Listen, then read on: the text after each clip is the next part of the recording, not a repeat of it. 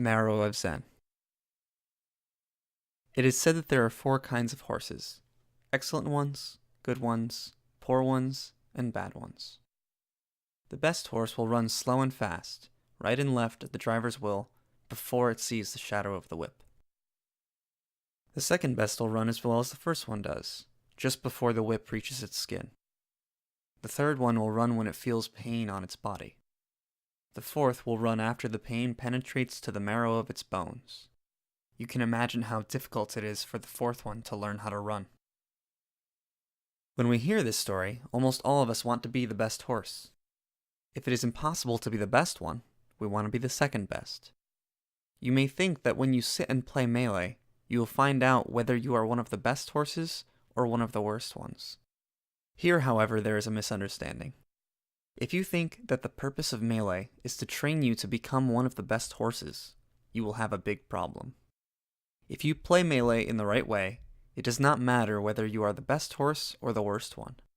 All that matters is that you continue to put in an effort to improve. When you are determined to improve in Melee, you will find that being the worst horse is the most valuable.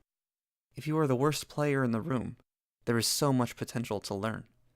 But if you are the best horse, it is more difficult. So you should not be discouraged when you are the worst horse, for you have the most to gain. Those who can execute tech skill very well through countless hours of practicing usually take more time to improve in the mental game of Melee. These players are often able to overwhelm many players and see a quick rise in skill, but encounter great difficulty after they have reached a certain stage.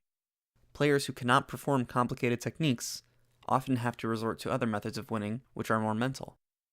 Neither of these methods is better or worse than the other. The posture that we take in Melee is not the same for each of us. For some, it may be impossible to perform a certain technique, and for others it may be impossible to think critically about the neutral game. When we reflect on the way we play, or our progress, we are always ashamed of ourselves. The player who can execute tech skill perfectly often jokes about how little they understand the neutral game, and the other may be ashamed that they are limited by their ability to perform certain techniques, or that they are not interesting to watch. Do you see how this is strange? Each of them possesses something the other desires. We should instead find pride in our own styles of play, and put our best effort into improving ourselves to achieve these desires. A student once wrote to his mentor, "You sent me a calendar, and I am trying to follow the good mottos which appear on each page, but the year has hardly begun, and already I have failed." His mentor wrote back explaining that because he is trying to follow the mottos, then it is impossible for him to have failed. We say a good player is not a good player.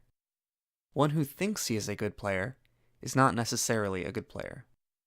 One who thinks he is one of the worst players may be a good one if he is always trying to be a good player with a single-hearted effort.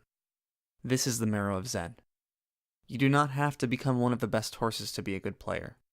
If you find it difficult to understand the neutral game or to execute some techniques, then you should sit and try anyways. As long as you put in this effort, you are a good player. Even if you are the worst horse, you will get to the Marrow of Zen.